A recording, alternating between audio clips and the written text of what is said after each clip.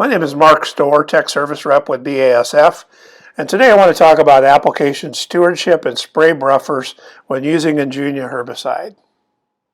The topics I want to uncover include non-sensitive areas, sensitive areas, those that could contain either threatened or endangered species, non-specialty crops and specialty crops, and then determining when and where we need to implement spray buffers. We need to have a good understanding of these areas to make sure we're applying an Engenia application legally. So to define these, I've got this broken off into sensitive areas, three categories of sensitive areas. The first being threatened and endangered species. Examples of these could be native vegetation, woodlands, or bodies of water.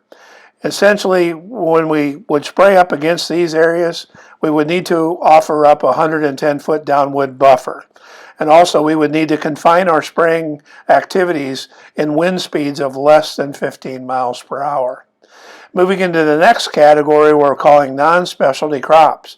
These would be sensitive crops such as non-dicamba tolerant soybeans, alfalfa, and sunflowers.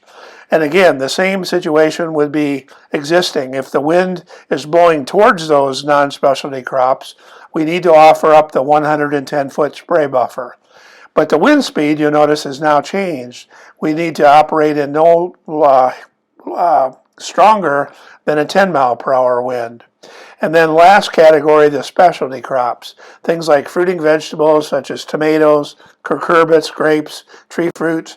I would treat all residential areas or farm acreages with a garden and a lot of landscape plants the same.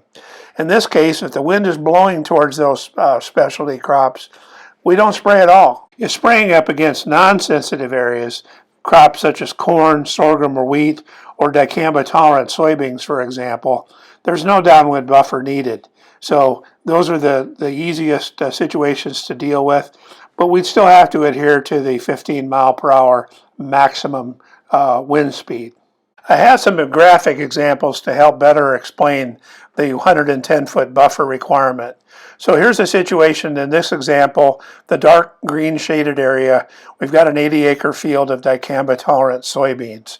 Notice on our north and west border we have corn, and our south and east borders we have non-dicamba-tolerant soybeans. So those would be somewhat of a sensitive crop. In this case, the wind is blowing from the south, and as long as it's we're blowing from 0 to 15 mile an hour, we don't care. But we're assumption that the wind is in that range, and there are no field inversions present.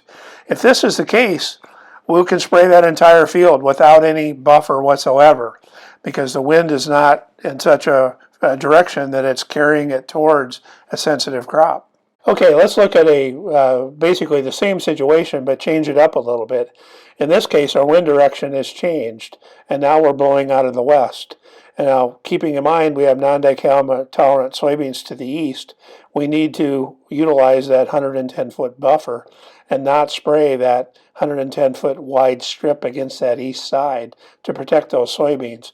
Also, because of the crop downwind, and knowing that it's somewhat sensitive, we need to look at our maximum wind speed here, which has now dropped to 10 miles per hour.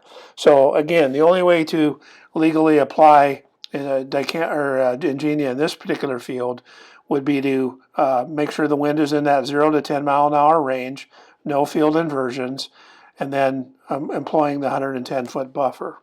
The last situation I'll discuss is a situation where we now have tomatoes growing downwind. So this will be a specialty crop.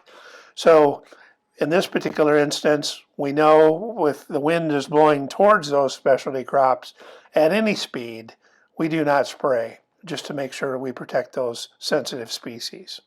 Research by BASF and universities show that soybean yield will not be negatively impacted when implementing the following practices. Engenia herbicide is applied according to the label directions and the best management practices, some of which talked about in this video series. And also the 110-foot downwind buffer is implemented. However, there may be some non-yield impacting soybean leaf symptomology visible beyond the downwind buffer under certain situations, even when we implement these practices. Thank you, and as always, if you have questions or need additional information, please contact your local BASF representative.